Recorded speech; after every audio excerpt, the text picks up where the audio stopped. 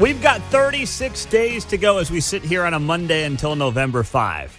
And the question I have for you here in Kansas City, and of course all across the country, is whether or not we are going to look back on the last 4 years of failed progressive policies and say to ourselves, enough's enough. Of course, we spend a lot of time talking about the presidential race, and that will be top of mind for the next 36 days. But I was thinking about this over the weekend after being on Kansas City's Week in Review on Kansas City PBS on Friday night and on Sunday morning. Because we spent a lot of time talking about things that have failed the people of Kansas City, failed the residents of Kansas City. Things like a defund the police movement that leads to cops saying, you know what, I'm going to leave. I'm going to retire early. I'm going to go get a new job, and leads to a situation where they can't recruit officers to the position. You don't have to actually defund the police financially without promoting things that organically defund the police. And that's what's happened in this town. You have soft on crime prosecution that we've talked about ad nauseum. And now you have some of the advocates of that, like Gene Peters Baker and the Jackson County Prosecutor's Office, insisting, nope. I just don't get enough cases from the cops. That's the real problem here. She's on defense. Of course, she's going to be out of office coming up in January. Hale freaking Luya. But in the meantime, there is a race for Jackson County prosecutor between a Republican, Tracy Chappell, and a Democrat, Melissa Johnson. And people are going to have to figure out which path is best for them and for this county. After a 3.5 to 4 year run where we have seen nothing but crime continue to increase. We have dealt with some of the deadliest years in Kansas City history the last 4 years. Is that something that the people now want to turn the page on? We've also seen, obviously, high-level and high-profile cases of violent crime, a la Sean Brady, the bar owner of Brady and Fox in Brookside, who was killed a couple of weeks back after his car was getting burglarized, and he said, whoa, tried to interrupt and got killed. We know what happened at the Chiefs Super Bowl parade back in February. So we have progressive policies on display. And as I said on Kansas City Week in Review, they have been utter failures. And this is something that comes in the wake of a conversation we had on the show. And the conversation circled around this Sunfresh grocery store that opened up on the east side of Kansas City and now needs $500,000 from the city to stay open because they're dealing with crime. They're dealing with issues in the store, outside the store. They've got prostitution going on in the parking lot. It's a mess. And this thing opened up years ago to an enormous amount of fanfare. So here's a clip from the show. It was myself and Eric Wesson of Next Page KC, newspaper here for the urban core in Kansas City. And he made a point. I followed it up. And by the way, he agreed with one of the key points that I made. But in addition to that, though, Nick, if they would catch somebody in the store shoplifting, the police come, and all they could do is write them a ticket. They get on the bus, they take the things that they've stolen, get on the bus, go down the street, sell it on 27th Street, come back, go in and steal some more. And all the police could do was write them a ticket because there's no jail to take them to. I'm going to beat the dead horse here, but I mean, it really ties back to these progressive ideas the last few years have failed. The free bus is a failure of an idea. Not prosecuting low-level crimes is a bad policy move because you just get more crime and people get emboldened, and then you get these situations. And the people who are impacted the most are those who are just trying to be law-abiding citizens and utilize the grocery store. So that was Eric Weston and myself over the weekend, and you could hear him say that he agreed with me on the free bus fare being a disaster for Kansas City. You know, I'm not riding the bus consistently to get to this job. Most of you are right now driving to work if you're on the way there. You're not getting on the Kansas City public transit. But those people who are utilizing the bus, the working class in this town who just want to get to a job, who just want to get around, are now dealing with the vagrants and the homeless and the nonsense and BS that's taking place on these Kansas City public buses. And the only reason we have these free, air quotes, public buses. There is no free lunch. Somebody's paying for it. It's the taxpayer. It's because, well, we had to do something because we had this dopey free streetcar. And we had this streetcar that was free, air quotes once again. So therefore, we can't not have a free streetcar that's nothing but a toy train. And then on the flip side, have hardworking people paying for a bus. That seems completely unreasonable. Well, now what do you get? You get an urban core that is being decimated by free bus fare. Things that sound good. Things that are supposed to make people feel good. Oh, this is going to be free. Isn't it going to be awesome? It rarely ever is. Find me the last thing that the government said was going to be free that actually turned out to be a great addition for society. I'm genuinely curious because I was thinking about it before the show and I can't think of one at 913-408-7957. It does not exist. So you've got on display right now, and we're living through it right up until November 5. Local progressive policies that have failed. And then you also have, obviously, national progressive policies that have failed. And that's why Kamala Harris is running this presidential campaign around this idea that she's not actually somebody who has any power in the country. She is not the sitting vice president. That's what she wants you to believe. And by the way, there are tens of millions of Americans who are actually buying it, which is maybe just as scary as anything else. We've lived through it, right? Whether it's spending astronomical sums of money on things like the Inflation Reduction Act, which just end up causing inflation. Whether it's foreign affairs, foreign policy, taking this approach of not having, the tough guy, tough gal mentality that has always made America succeed. Not being the true leader, not wanting to be the leader of the free world. Look what we get in the Middle East. Look what we get in Ukraine and Russia when the worst actors on the planet don't respect your leader. You get moves that are made like Russia, North Korea, and China. We are living through it. You have all the data that you need to make the right decision for yourself and your family, whether it's here in Kansas City or whether it's nationwide. The question is, how many people can see the forest through the trees? How many people are going to look at where the world is right now, where the country is right now, and where Kansas City is right now and say, enough's enough? My fear is not enough. I'd like to think that the Kansas City resident and the American citizen is smart enough to see what's going on here. I mean, I'm seeing the ads during Sunday Night Football and, frankly, all day as I'm watching football yesterday on behalf of the sitting VP who's acting like she's not the sitting VP. But you just don't know. This thing is going to be razor thin over the next 36 days, and we're going to take you along for the ride on KCMO 95.7 FM. As always, we're streaming on the KCMO Talk Radio app. I got a kick out of this, though, when I pulled that clip from Kansas City PBS. John, this was one of the comments here from a guy named George. You ready for George's big comment on the YouTube channel? Yeah, let's hear that. George writes here, I really hope they don't bring back this Mundo guy. I'm all for having diverse political standpoints on the show, but it feels like he only wants to yell about progressive policies being stupid and push his political agenda at every moment, while everyone else is just trying to directly talk about the issues. Now, here's the thing, George. I cut through all the mumbo jumbo and talk directly about the issues. I love I want to have diverse political standpoints, but not his. Yeah, no. Not his, John. Not as long as he doesn't agree. Yeah, right? Yes. No, I about wore out my mute button yesterday with that commercial. Oh, I know. Ridiculous. I'm like, what? I know. That commercial with Kamala was killing me, man. Mm-hmm. Oh, gosh. So don't worry. We'll play it later in the show, but not too early in the show. I don't want to do that Wait, to I you. don't have my remote. Yeah. Well, you're getting paid to listen to it this time, okay? All right. Fair enough, right?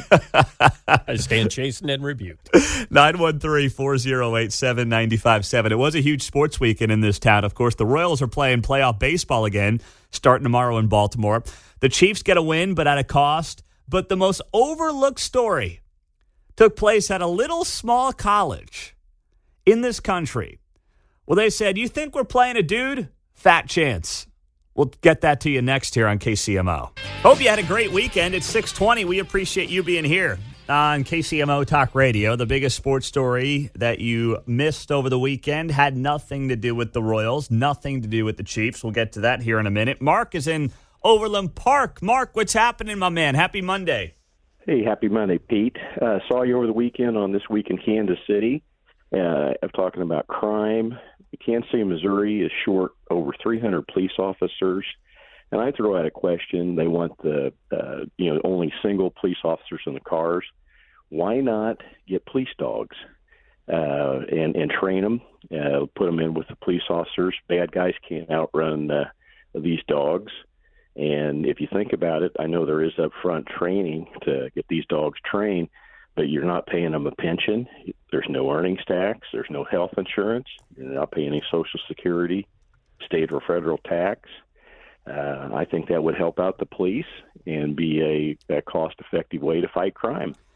Well, you know what's going to happen. The dogs are going to unionize. I mean, Clifford's not going to stand for that, okay? He needs his pension too, you know.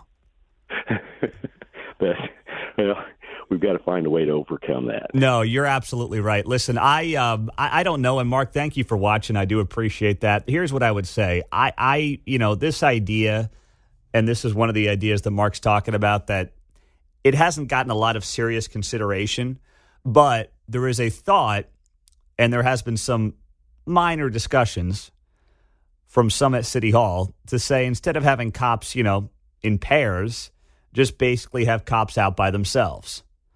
That sounds like a horrible idea for a multitude of reasons. You're going to have to wait for backup on basically everything you do. That is going to take time. You need more cruisers, more cost there. Can a dog help that?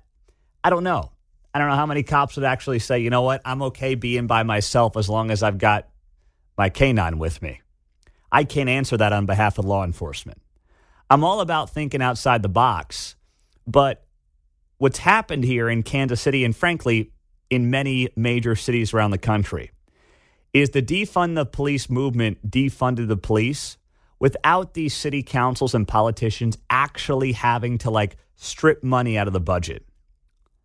The budget is in Kansas City for another couple hundred cops.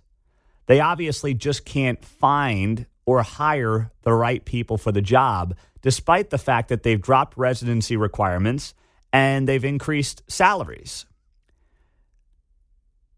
It still is a very dangerous job.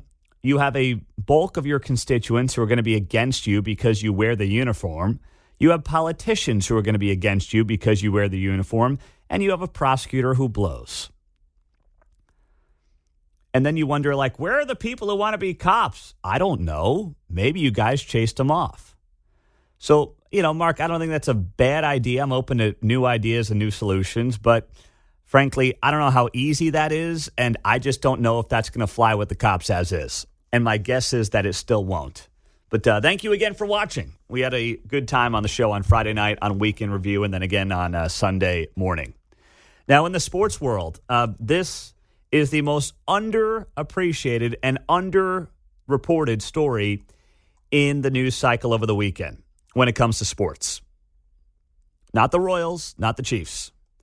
The women's volleyball team at Boise State University forfeited their match on Saturday against San Jose State because San Jose State has a dude playing on its team.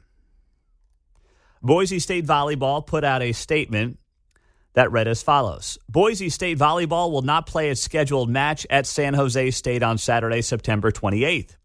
Per Mountain West Conference policy, the conference will record the match as a forfeit and a loss for Boise State. The Broncos will next compete on October 3rd against Air Force.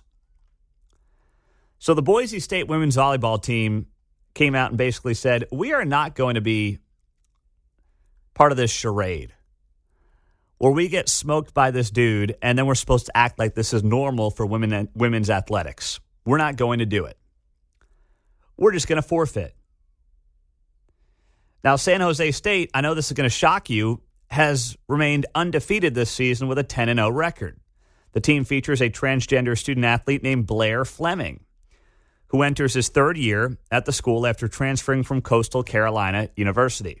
I feel like there's a few of those named Blair, by the way. I don't know if Blair's a popular name or what the deal is, but New Pat. yeah, maybe that's it.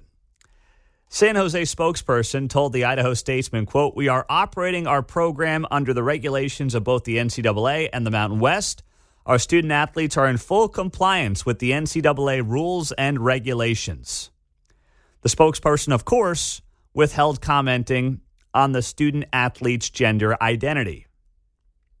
Fleming, this is from the National Review I'm reading here, Fleming's physical advantages as a biological male have been under scrutiny as safety concerns continue being raised in women's collegiate sports.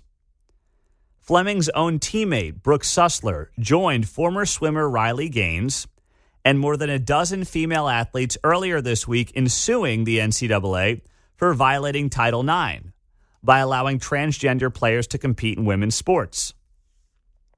This is what it's going to take. It is going to take schools refusing to play. It is going to take teammates suing over Title IX to get the insanity to stop. You know, I've got 3 young daughters, all 6 and under. And over the weekend, our oldest, Claire, had a soccer game. Kindergarten soccer. It's a great time. No one's keeping score. They're learning the game, although the girls are now old enough to figure out who's winning, so they know what's going on. But behind us, there was a boys' game happening. Kindergarten boys, I'm watching kindergarten girls. And you can just see, you know, the boys are boys. I'm one of 3 boys. I now have 3 daughters. The boys are a little rougher. Boys are getting after it a little bit more. Boys and girls are different. Talk about a bombshell. I know. Some of you need to hear that many times over. So I'll say it again for the back row.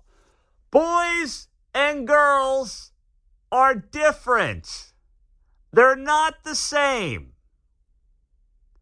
And the fact that we still have to say this insanity tells you all you need to know about where we're at. And the only way it stops is if decent Americans stand up and say, I'm not playing this game. Literally and figuratively, I'm not playing this game. I'm not going along with this charade. And at Boise State, with their women's volleyball team, good on them for saying enough's enough. We're not putting up with it. We're not going to go along with it. And we're certainly not going to be pawns in this game of getting smoked by San Jose State and acting like this is totally normal. As one of our girls gets spiked in the face by a guy with a tuck job. We're done with that. Coming up on KCMO Talk Radio on a Monday morning, a former U.S. Senator in one of our 2 states, a former Republican U.S. Senator in one of our 2 states, has come out and endorsed Kamala Harris. I want to hear from the residents on this side of the state line, on this endorsement, on how surprised you are by this, because this person was not in office when I was here covering the news in Kansas City. And we'll tell you who that was and what their statement is next on KCMO. Well, big story over the weekend. I put up my air quotes when I say big, but big story over the weekend. Former Kansas Republican Senator Nancy Kassebaum is endorsing Vice President Kamala Harris. And I know your first reaction is Nancy Kassebaum is still alive? Mm-hmm. Yep. And the answer is yes, she is. 92 years young, Nancy Kassebaum. She was a U.S. Senator here in Kansas from 1978 to 1997, 2 decades. She was succeeded by Pat Roberts. But yes, Nancy is 92 years old. Of course, she's the daughter of the 26th governor of Kansas, Alf Landon, big-time political career here in the Sunflower State. And she has come out and given that endorsement to Kamala Harris in an article over the weekend written by TheHill.com. Nancy Kassebaum is endorsing VP Harris in 2024, stating the White House contest, quote, presents a stark choice that is not easy for any of us, end quote. Actually, Nancy, it's pretty easy. It really is. If you've been able to mentally function the last 4 years, it's really not that difficult of a choice. If you look at the issues, Nancy, it's not that difficult of a choice, John. Well, I think the endorsement locked up a block over there at John Knox Village. So, right? That solidified some voting over there. Yeah. But the 90-plus demo. The undecided 90-plus demo in Johnson County and, parts of, I guess, Kansas were really waiting on the Nancy Kassenbaum endorsement, John. Oh, man. So the Hill goes on the note here. Kassenbaum, who served 3 terms in the upper chamber, announced her backing of the Democratic nominee in a statement alongside 2 other GOP officials, former Kansas Insurance Commissioner Sandy Prager and retired federal circuit judge Dianelle Reese-Tacha. They put here in a statement to Fox News, no candidate is perfect, and we do not pretend that we subscribe to all of the policy positions taken by the national parties or any individual candidates. However, we believe that we must do our part to try to build a brighter future, which is why we will be voting for Kamala Harris and Tim Walz in this election. We believe they most closely align with the aspirations of Kansans and reflect our rich history of working together to the stars through difficulty. Oh, spare me the to the stars crap here, please, would you? If you are a Kansas resident, what would you say to former U.S. Senator Nancy Kassenbaum, who says Tim Walz and Kamala Harris most closely align with the aspirations of Kansans? 913-408-7957. It's one thing to say we're endorsing them and here's why. It's another thing to say that Kansans align with Kamala Harris when everybody knows that Donald Trump is going to win this state by somewhere between, I would say, 8 and 12 points, probably a safe bet. So you're just out of touch with your own state. Make the case all you want, right? Say, hey, here's the deal. We think that Kamala Harris is the best for reasons A, B, and C. Totally disagree with you, but whatever, fine, that's your prerogative. But to insist that their values align with Kansans, what is that based on? Kassenbaum, writes The Hill, who chaired the Senate Labor Committee in her last term, has backed Democratic candidates before. She endorsed Laura Kelly during her gubernatorial run. That was back in 2018. See, that to me is different. That I can almost understand. This I can't possibly understand. This I can't possibly make sense of. If you want to say we're staying out of it, we don't like Trump, whatever, that's your prerogative as well. But you can't call yourself a Republican and come out and endorse Kamala Harris. There is absolutely nothing in Kamala Harris's track record as a politician that in any way aligns with a conservative or a moderate Republican or even an independent. She is the most progressive presidential candidate in modern American history. This is not Joe Biden. You could make the case 4 years ago for a Republican to be like, well, Joe's always been moderate, even though he really wasn't, especially as of late. But Joe's always been moderate. He's got a history of working across the aisle. You could get away with that in 2020 with Biden. You can't possibly make that case right now with Kamala Harris. It is impossible to do.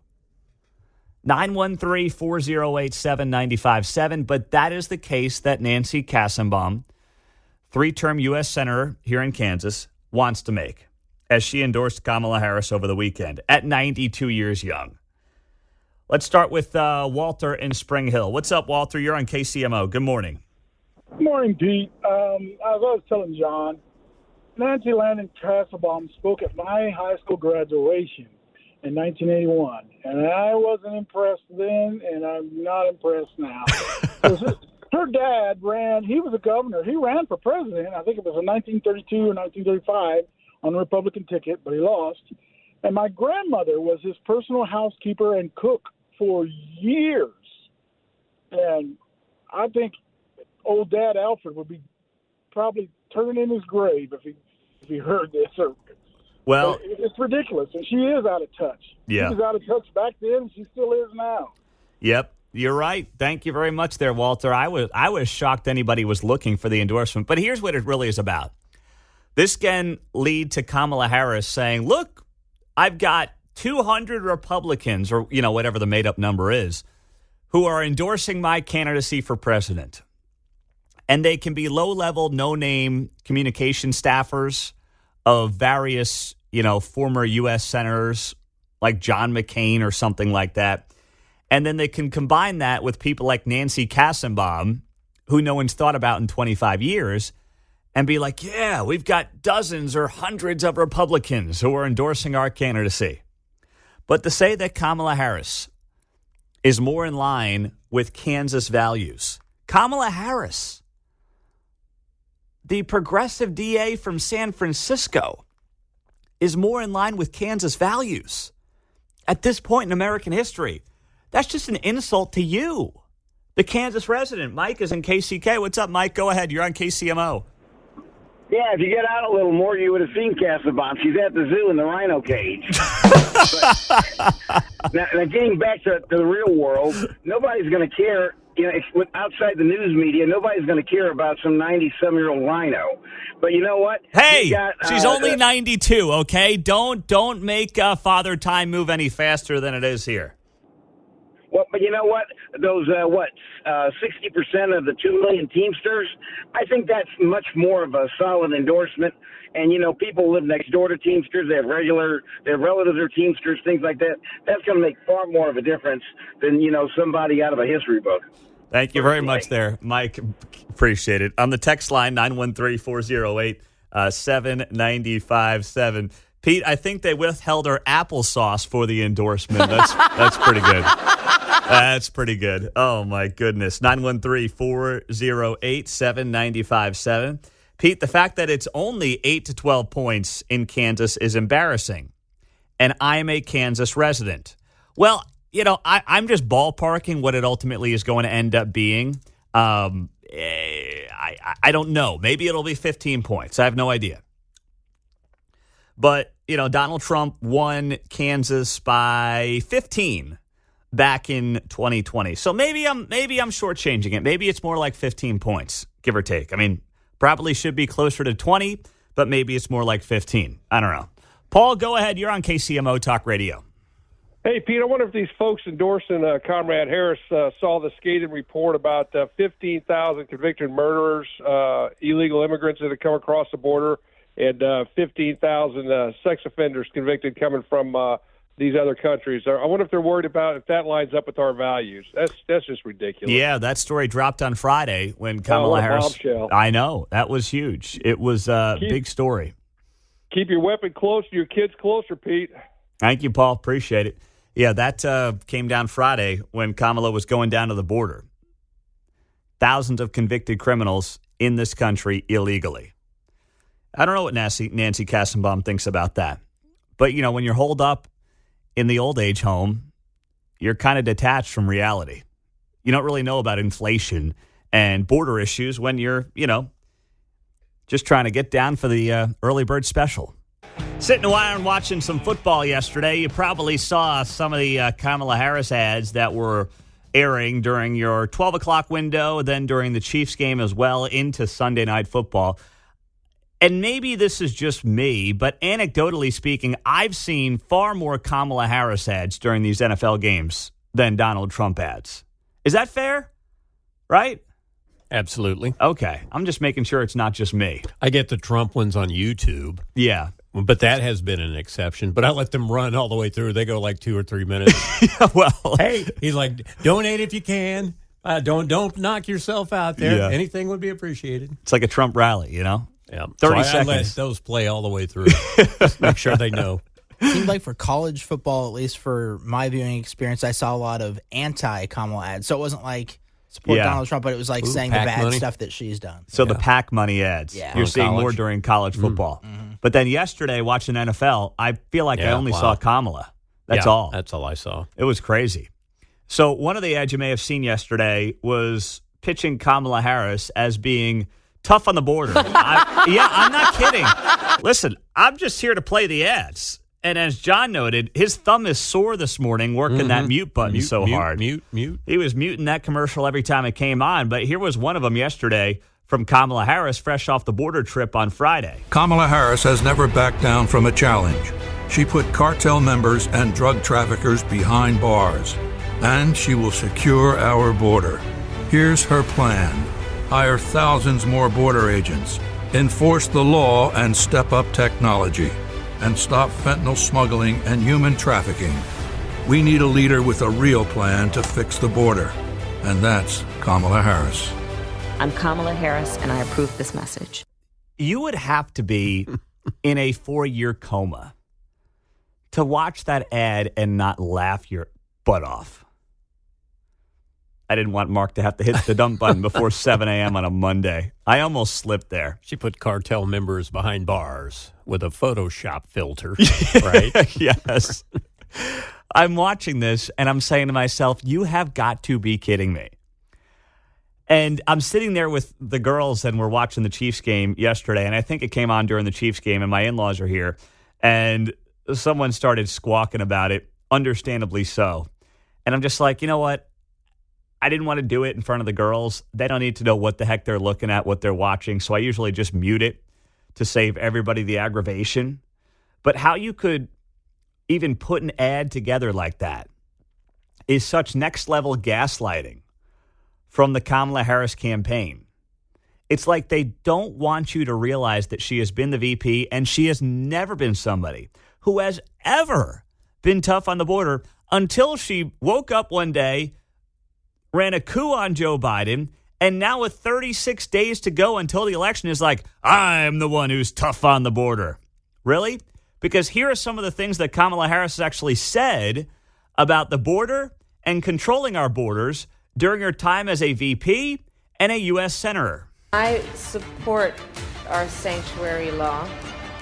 The illegal immigrant deported multiple times who stands accused of killing Kate Steinle. An undocumented immigrant is not a criminal. Also have the courage to reject that term illegal alien. Are you aware that there's a perception? Do you know? Are you aware that there's a perception? That puts ICE in the same category as the KKK. Is that what you're asking me? Abolish ICE. Yeah. Is that a position that you agree with? And we need to probably think about starting from scratch. We're not going to treat people who are undocumented across the border as criminals. I am opposed to any policy that would deny any human being public health, period. Those are just some of the things Kamala Harris has said during her time as a U.S. Senator, and then as a presidential candidate, and then as the eventual vice president. What are you going to believe? Are you going to believe somebody who woke up as a presidential nominee, received 0 votes in the primary, and then decided to act tough on the border? Or are you going to believe what Kamala Harris actually spent the last several years saying and promoting and doing? And in the case of what she was doing, the answer is nothing. The answer is literally being named the border czar and then watching 15 million people cross the border illegally. Don't believe your lying eyes. That's basically the pitch from Kamala Harris's campaign. Do not believe your lying eyes. The problem is, for those of us who have not been in a coma for the last 4 years, we see what the heck's been going on. We understand that she has turned a blind eye to the border. She has turned her back. She called Donald Trump's border wall a vanity project.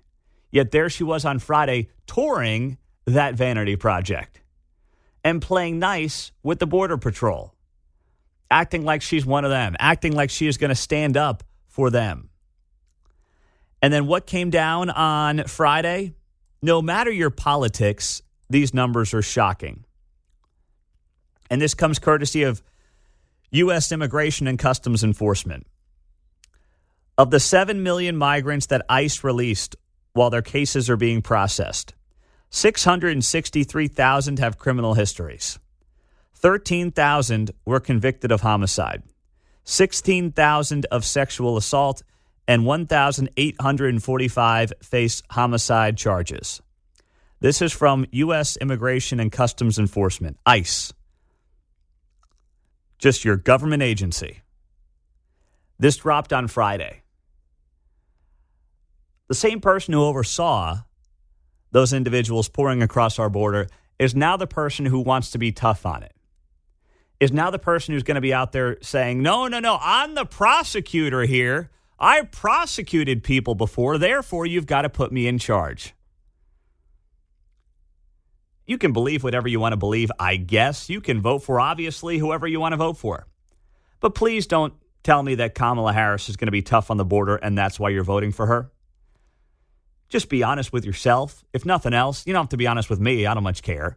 But just be honest with yourself, right? Just be like, hey, I can't stand Trump, or give me some policy of Kamala Harris's that you like. But don't try to sell yourself, most importantly, on this idea that she is the candidate for the border. She is the candidate to protect our borders in this country. Because there's overwhelming evidence to show, not suggest, but clearly show that she is not. And she never intends to be, by the way. This is all political, silly season nonsense, trying to convince you to not believe your lying eyes. It's always concerning when Hillary Clinton is predicting the future. Now, the good news is she's been wrong. Like in 2016, she was horribly wrong on how she expected to roll into the White House. Thank goodness that didn't end up happening. But she made some noise over the weekend when she came out and she said this. The press that's trying to be the press, be objective, be, reporting the facts. The press needs a consistent narrative about the danger that Trump poses. Because, people may still look at the danger and say, I don't care. It doesn't affect me. I'm going to vote for X, Y, or Z. But okay.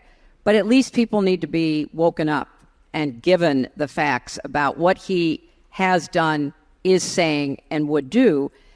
And I anticipate that, something will happen in October, as it always does. The Russians, as I said earlier, are very active in this election. We know the Iranians are active as well. Chinese uses TikTok, or they certainly did against Biden and for Trump. I think they're a little less pro-Trump right now. So you look at where people get their information, and they get their information largely from social media. And so the campaign is doing the best job it can to combat both domestic and foreign false disinformation. But I anticipate there will be a full court press in October. So Hillary Clinton there making the case, that was on PBS late last week, that there's going to be some big October surprise. But what I find interesting is the three examples that Hillary Clinton used there to explain the big October surprise actually would be things that would somehow end up benefiting Kamala Harris. She mentioned there the Russians, the Iranians, and the Chinese. Well, we know that Iran wants Donald Trump dead. The Iranian regime wants Donald Trump dead. In fact, this is from NBC News just last week. Top U.S. intelligence officials briefed former President Donald Trump on Tuesday about threats from Iran to assassinate him. A Trump campaign spokesperson said. In the statement, it read, President Trump was briefed earlier today by the Office of the Director of National Intelligence regarding real and specific threats from Iran to assassinate him in an effort to destabilize and sow chaos in the United States. So we know that the Iranians, trust me, they don't want Donald Trump. They have made buckets and buckets of money off of Joe Biden's energy policy to focus on green nonsense and allow Iran to be a leader, unfortunately, in oil production and then also sow chaos across the Middle East. They're big fans of the Biden-Harris regime. They have gotten very rich off the Biden-Harris regime. That's number one. Then you look at the Russians. Well, Vladimir Putin elected to take advantage of what he perceived as American weakness after the withdrawal from Afghanistan and go into Ukraine. He did that while Joe Biden and Kamala Harris were in office. And he appears to have gotten what he's wanted in the eastern part of Ukraine, and there's very little evidence to suggest Ukraine is getting that back anytime soon. You tell me who Putin would be a bigger fan of. I know, you hear it all the time. Trump's a Putin lackey. He's a Russian stooge. The Russians love Trump. They want Trump back in office. I don't know. Putin's ultimately achieved his land goals under Joe Biden's administration, not under Donald Trump. So you tell me if that makes a lot of sense to you. And then the Chinese who have been very active in going after and threatening, or at least, toying with Taiwan, of course, our major ally in the area, looking at that part of the world and wondering, where do the Chinese see more opportunity? Who do they see and sense more weakness with? Who's more likely to focus our military on DEI nonsense versus just building up the most competitive, most badass military in the history of the United States? Donald Trump or Kamala Harris? You tell me which one is going to strike fear into our enemies as the leader of the free world and the commander-in-chief. Is it Kamala Harris or is it Donald Trump?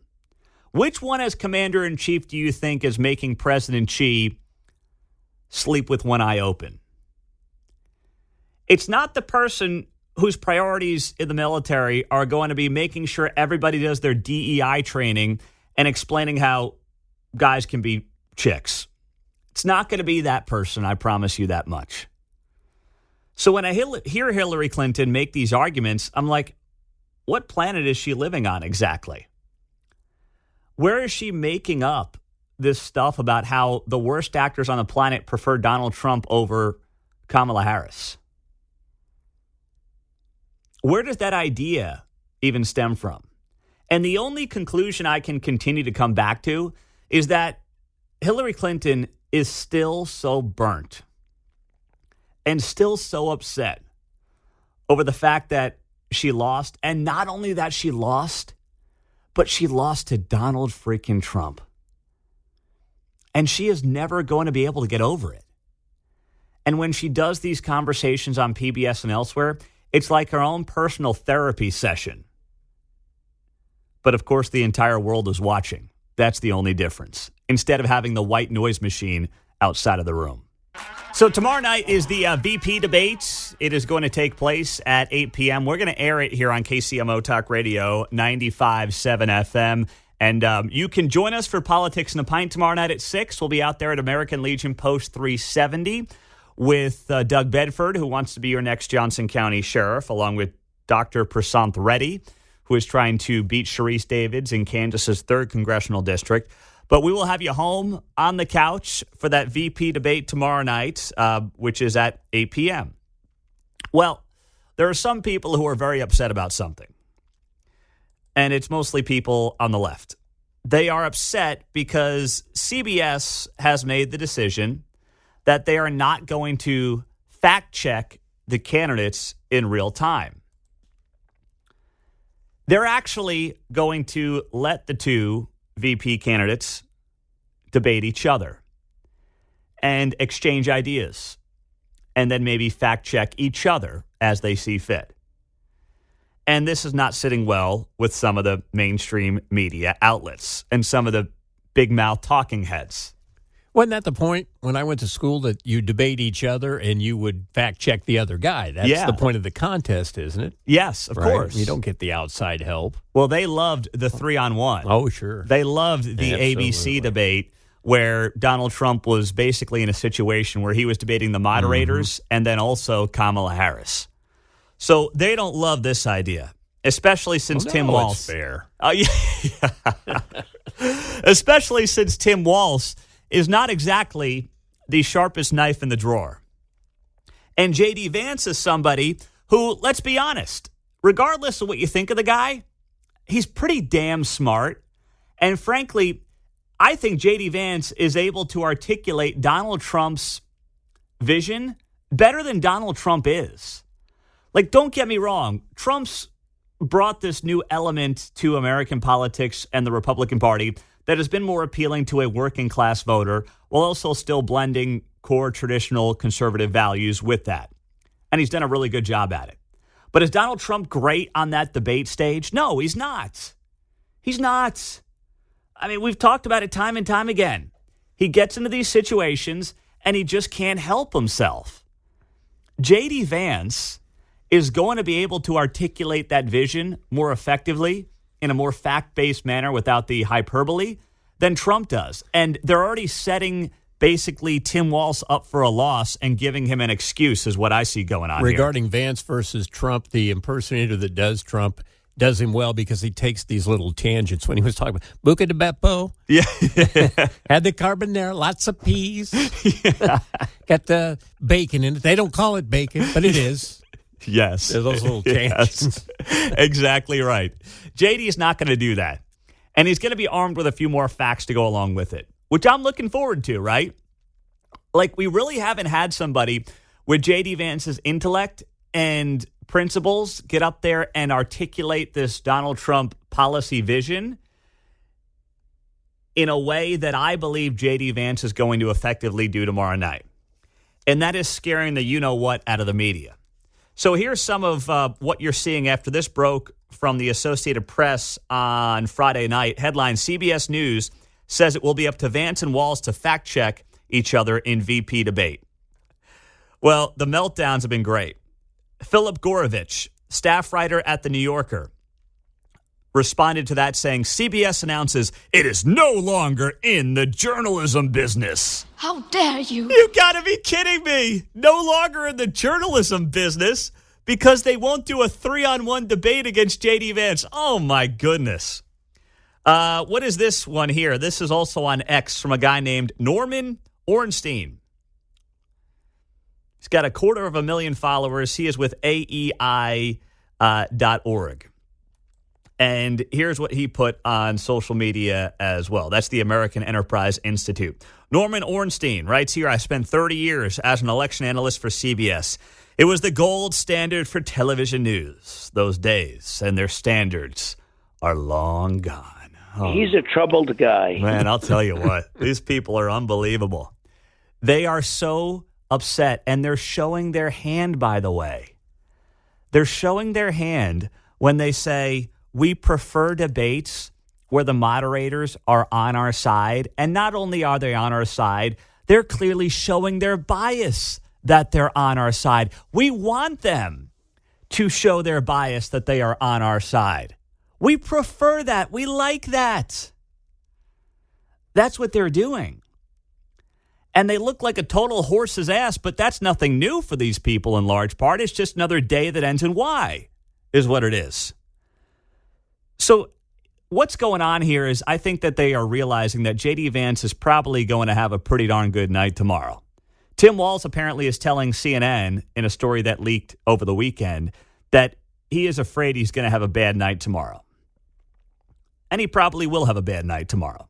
I believe J.D. Vance is going to actually do an outstanding job tomorrow night because he's very bright. He understands the issues. He understands how to articulate the issues. And he's good in these kind of formats. And by the way, he's done dozens of interviews. J.D. Vance has done over 70 interviews since he was tabbed at the VP pick. And most of them are with media that don't like him. CNN, MSNBC, NBC News. He does them all. So he has prepared himself for this moment tomorrow night. Tim Walz has done like 4 interviews. And in 1 or 2 of those interviews, he's sitting side by side with Kamala Harris when they're asking him about plays he ran as a high school football coach 30 years ago. It's been a joke. So while JD has been like in training mode for this moment, Tim Walz has not. And that plays a factor. The more media you do, the better you get at it, especially when it's with unfriendly media. Now, how much does tomorrow night actually impact anything? Well, probably not a ton. But I will say it may impact things more than it traditionally has because we are only getting one presidential debate. There's no way that Trump and Harris are going to be debating again. So in an era and a cycle where you're only going to get one presidential debate, it would not shock me to then see this debate actually matter and make a difference. Where you look at it and you say to yourself, okay, we've got J.D. Vance, who, by the way, is the heir apparent, you would guess, to Donald Trump because Trump's only going to get one term if he gets back there in the White House. So that may bring some more intrigue to this debate. And then you have Kamala Harris, who is still largely an unknown. So people may be tuning in to say, well, who is this guy, Tim Walz? I don't know him. I also don't really know his potential future boss. So let me watch this to try to get a feel for what exactly they stand for. And that's what makes this more unique than any VP debate in modern American history, where you look at it and you say to yourself, okay, well, it's entirely possible that this one will matter more than certainly Mike Pence and Kamala Harris 4 years ago. Go prior to that, and you had, Mike Pence and Tim Kaine. 2012, there were some viral moments. You go back to that point in time, right? Joe Biden and Paul Ryan. But this is the first time you go into one of these in a long time, and you feel like the Republican has the ability to clean the clock of the Democrat. Mike Pence was fine, but he was always going to be too nice, right? In many respects. And not that JD is going to be a bull in the china shop, but he is not going to hold back. There's no way that JD Vance is going to be playing nice with anybody, but he's going to do it in a way that is actually more shrewd than Donald Trump's approach, which is just to basically, be that bull in the china shop and beat you over the head. JD Vance is going to have a shrewdness that is going to play very well for not only his supporters, but I think a lot of swing voters tomorrow night who might be watching. Coming up next, the good, the bad, and the ugly from the weekend. We'll get to it on 95.7 FM KCMO and streaming all morning long on the KCMO Talk Radio app.